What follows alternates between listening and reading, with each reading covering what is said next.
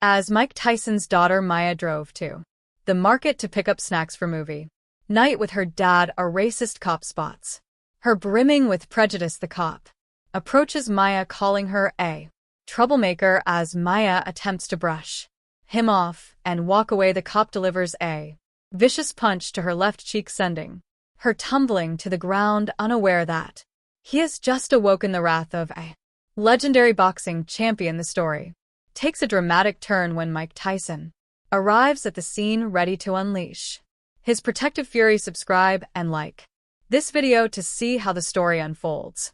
It is a balmy morning in a serene suburb, with the sun's rays casting a warm embrace over the neighborhood. In this slice of tranquility, Mike Tyson, the formidable pugilist, now enjoying a more leisurely existence, revels in the company of his close-knit family with a particular fondness for his 19-year-old daughter Maya, whose presence enlivens the Tyson household for the duration of the summer recess. Within the bustling market, Maya embarks on a quest to procure the fresh produce essential for her family's well-being. Her Brit, a testament to her lineage, forms a natural counterbalance to the tenderness she inherited from her father. Before venturing into the throngs of shoppers, Maya's kind-hearted nature prompts a swift embrace of her father, a warm gesture reflective of the family's affectionate bond. As the corners of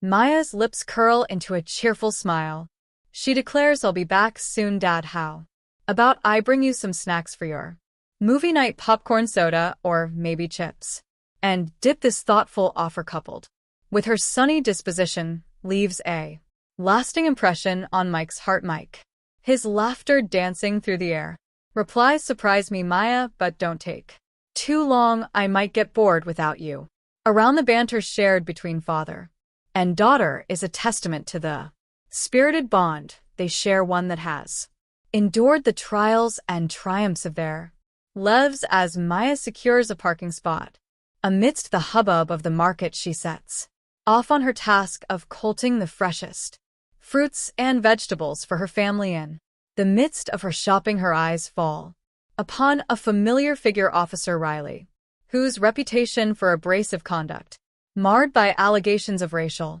discrimination, precedes him. Officer Riley, his gaze hardened by scorn and malice, observes Maya from afar as she engages in friendly conversation with the vendor. The camaraderie shared between Maya and the merchant only serves to further sour S already grim expression. Without provocation, he advances towards Maya, his feet carrying him closer and closer with each passing second. Officer Riley's venomous snarl distorts his lips as he barks, "Got yourself a permit to be loitering around here?" His words, each one dripping with contempt, hang in the air. The disdain he feels towards Maya, unmistakable in the tone of his voice.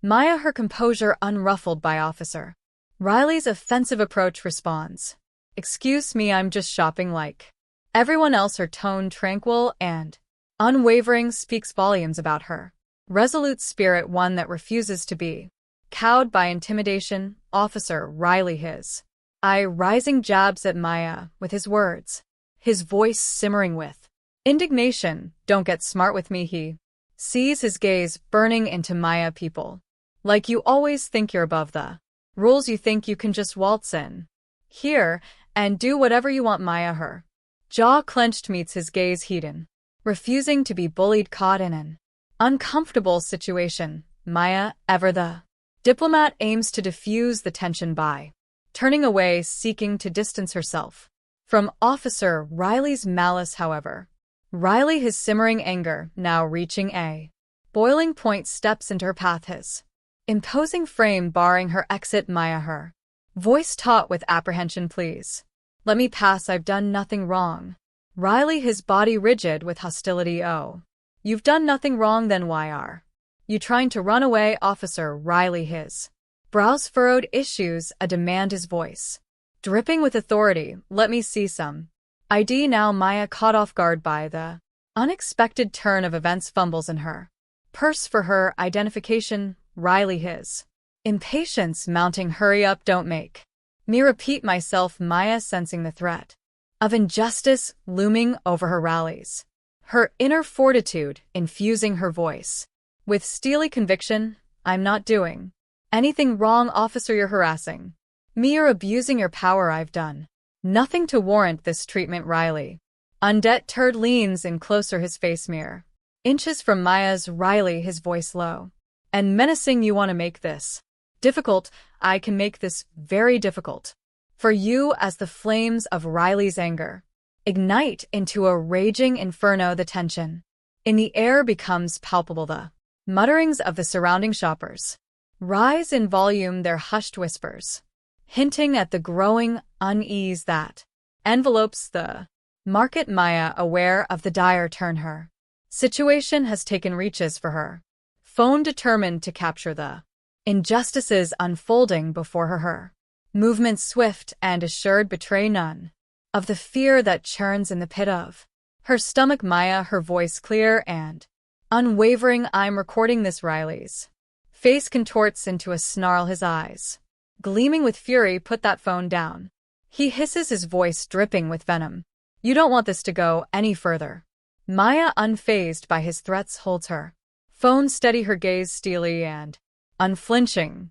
Maya, resolute in her defiance, maintains her steadfast hold on the phone, a symbol of her determination not to back down. In response, Riley, his patience fraying, lunges towards Maya, his hand darting out to seize the device. With a single brutal motion, he snatches the phone from her grasp and sends it crashing to the ground, the shattering of its screen echoing through the air. The shock of the moment sends a jolt of adrenaline coursing through Maya's veins, her voice rising in protest. You can't do that. You're a police officer. You're supposed to protect people, not assault them. Riley, his eyes narrowing. I told you to put that phone down. You didn't listen. Maya, her voice defiant. And now you're going to pay for what you've done. In a horrifying display of uncontrolled rage, Riley strikes Maya with a vicious blow to the side of her face, sending her reeling backward. The force of the punch knocks her off her feet, her body crumpling to the ground with a sickening thud. The sound of Maya's fall seems to freeze time, the horrified gasps of onlookers reverberating through the market. Maya, dazed and wounded, clutching her face. Please, someone help me. Riley, his voice a low growl. No one's going to help you. The brutality of Riley's attack snaps the witnesses out of their stunned silence, their anger at the injustice stirring them to action. A bystander, fueled by righteous indignation, steps forward to intervene, his voice rising above the din of the crowd. Bystander, his voice indignant. Hey, you can't do that. She's just a kid. Leave her alone. Riley, spinning around, his anger burning. Stay out of this or you'll be next. The shock of the assault still reverberates through Maya's body, her mind struggling to process the reality of what has just transpired. With trembling hands, she holds her cheek, the tenderness and swelling evidence of the violence unleashed upon her. Her eyes, brimming with tears, lock onto Riley's enraged form, the cold truth of the situation slowly dawning upon her. Maya, her voice a whisper. Why are you doing this? Riley's words as cold and cruel as his fists sliced through the air, his contempt for Maya palpable in his tone. Riley, his gaze like a piercing blade. Maybe this will teach you some respect. Next time you think about challenging a police officer, you'll think twice. Maya, her voice is trembling with rage. Respect. You assaulted me. You're the one who deserves no respect. Meanwhile, in the Tyson household, Mike savors the tranquility of a quiet day at home. Suddenly, his phone resting on the coffee table chirps to life, a single notification interrupting the peaceful stillness. Mike glancing at his phone, curious who could that be. As he picks up his phone, the sound of an agitated, panting voice spills through the receiver, the witness's words urgent and grave cut through Mike like a knife. His heart lurches, panic seizing him in its icy grip. Witness, his voice strained with alarm. Mr. Tyson, listen to me. Your daughter has been assaulted by a police officer. at the market you need to get. Here right now, Mike, his voice tow with. Fear what who's the officer is my okay. Witness his words a blur of apprehension. Officer Riley, sir, in an instant the serene facade of Mike Tyson shatters the primal fury that once fueled his boxing career, roaring back to life without hesitation. He snatches his keys from the table, his fingers gripping the metal so tightly that his knuckles whiten. Mike, his voice a low growl. Riley, the name of his daughters, as silent echoes in his mind, igniting a firestorm of rage that propels him out the door, his movements as fluid and predatory as a panther on the hunt. The scene that greets Mike as he speeds into the market is one of chaos and concern. Maya, his beloved daughter, sits on the curb, her face marred by a brew that pulses with the pain of Riley's assault. Tears glisten on her cheeks, a stark contrast to the fierce resilience she had exhibited only moments ago. The crowd that surrounds her is a mixture of shock, anger, and sympathy. Some offer comforting words while others rail against the injustice that is unfolded before them. Mike, his eyes blazing with fury. Maya, are you okay? Before Maya can respond, the sneering form of Officer Riley emerges from the sea of onlookers, his twisted smirk a taunt in the face of the rising tension. Riley, his tone dripping with disdain. This your daddy guess disrespect runs in the family. The words hang in the air, a noxious vapor that enrages Mike, who stands tall, his presence looming over Riley like a titan over an insect. Mike, his voice trembling with barely restrained fury. What the hell did you do to my daughter? Officer Riley, emboldened, penned by the volatile atmosphere, plays the role of the provocator with relish. His words a malicious spark to Mike's already raging fire. Riley, his mocking laughter curdling the air. She needed to learn a lesson, and maybe you do too. You think you can intimidate me, Tyson? You're a washed up, has been the crowd sensing the rapidly escalating situation begins to disperse, clearing a path for the brewing confrontation. Fueled by misplaced confidence, Riley launched his attack with a wild haymaker, but Mike, his reaction honed by a lifetime in the ring, slips the punch effortlessly, his body moving with the fluid grace of a predator. Riley, his face contorted in frustration. Damn it, the would-be assault peters out into a fruitless swing. Riley's futile attempt at intimidation dashed by Mike's poise and agility. Mike's voice, chillingly devoid of emotion, delivers a promise of retribution that sends shivers down Riley's spine. Mike, his gaze like shards of ice. Wrong move. Riley, a hush falls over the square, the tension palpable as Mike, the former heavyweight champion, towers over the cowering officer. Mike, his voice dripping with menace. You're going to pay for what you've done in a single devastating motion. Mike's fist lashes out, the force of his blow amplified by years of training and a father's righteous fury. The impact sends Riley stumbling backward, the shock of the hit reverberating through the crowd, the spectators sensing the tide of justice about to crest erupt into wild cheers, their voices rising in a chorus of support for the fallen champions. Retribution, some drawn to the spectacle, seize their phones, capturing the moment on camera, immortalizing the sight of Mike Tyson risen from his self-imposed retirement, defending his daughter Riley. Smoldering mix of fury and humiliation churning within him, lashes out with his baton, his eyes brimming with desperation. But Mike, moving with a speed that belies his age, blocks the blow with the finesse of a master. The baton, metallic clash against Mike's forearm, rings out like a challenge, spurring Mike into action. With a flurry of movements, he unleashes a volley of expertly placed jabs that strike Riley's chest, his arms, his jaw. Riley gasping for air. Enough. Mike, his eyes ablaze with a steely resolve, stands his ground, his voice a grim promise of punishment. Mike, his voice deep, his words a blade. You think you can hurt my family and get away with it not.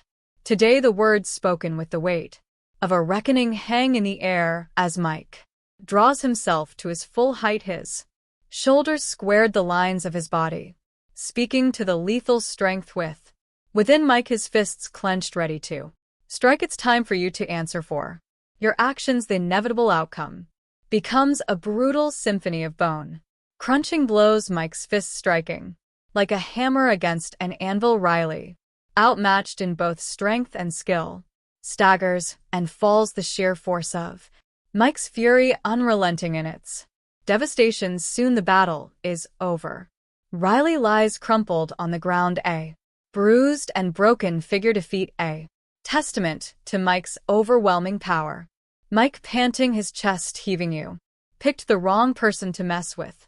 Riley, in the aftermath of the confrontation, the cries of approaching sirens sliced through the air heralding the arrival of reinforcements. 2 squad cars screeched to a halt, their tires sending up a cloud of dust. The officers, their expressions grave and assessing, survey the scene. The crowd still gathered around Maya and point to their phones, eagerly showing the recorded evidence of Riley's assault. Officer number 2 stepping forward with a steely resolve locks eyes with Riley, whose prone form trembles in the dirt. Officer number 2, his voice uncompromising. You know, Riley, you're under arrest for assault and misconduct. You're coming with us. Riley protesting weakly. He attacked me. The lead officer shoots Riley a withering glare, his skepticism plain to see. Lead officer, his voice dismissive. We have video evidence that says otherwise. Riley's protests fall upon deaf ears as feigned ignorance crumbling beneath the weight of the irrefutable proof. The officers bind his wrists with cold steel cuffs, the clink of metal against metal resonating with a finality that Riley cannot deny as he's led away by the officers. His pleas devolve into petulant curses, his rage boiling beneath the surface. The sight of his disheveled form escorted from the scene in disgrace is met with the stoic silence of the crowd, their stony expressions a silent condemnation turning away from the departing Riley. Mike's eyes find their way to Maya, his expression softening at the sight of his daughter. He pulls her into his arms, enveloping her in a protective embrace, the strength of their connection palpable to those who bear witness. Maya, overcome by a tumult of emotions, buries her face into her father's chest, her body racked with sobs, her gratitude, her love, her relief, all of it pouring from her in a torrent of tears. Maya, her voice choked with emotion. Thank you, Dad. Mike, his words of vow, speaks into the silence that has descended upon the market square. Mike, his voice unwavering. No one messes with my family ever. As he speaks, the declaration is met with a murmur of assent from the onlookers. His status as a community hero reaffirmed in the face of injustice. In the aftermath of the altercation, the crowd's resounding applause reverberates through the square, the sound and affirmation of Mike's courage and the community's solidarity is like a wave of support buoying Mike and Maya as they rise from the ground. Crowd cheering, clapping, and shouting, Tyson, Tyson, Tyson. Maya, her cheeks damp with tears. You're a hero, Dad. Within hours, the footage of the incident spreads like wildfire, the viral nature of social media catapulting Mike and Maya's story to the forefront of public discourse. The damning evidence of Riley's brutality is met with swift and decisive action, his fate sealed by the unforgiving court of public opinion. Riley, stripped of his badge and reduced to a pariah, finds himself on the receiving end of a criminal investigation as he's led away in handcuffs. The gleeful jeers of those he once terrorized follow him like a bitter reminder of his fall from grace. The scene fades out of the marketplace, the tumult of the day's events slowly giving way to a tranquil evening at home. The Tyson residence emanates warmth and comfort, the familiar surroundings a sanctuary for Mike and Maya in the wake Of the ordeal they sit side by side on the couch, a movie playing on the television. Maya, still shaken by the day's events, leans into her father's embrace, finding solace in his strength and protection with a hint of levity. Returning to her tone, Maya breaks the silence, her smile curling mischievously as she playfully nudges her father in the ribs. Maya, her voice teasing, "Hey, so remember those snacks for movie night? I'm starting to think you were just looking for an excuse to avoid spending time with me." Mike, returning her smile, his arm draped around her shoulders. "Oh, really sounds like someone's fishing for a special treat. What do you think, Maya?" Popcorn. The scene in its quiet simplicity is a testament to the enduring love and resilience of a family.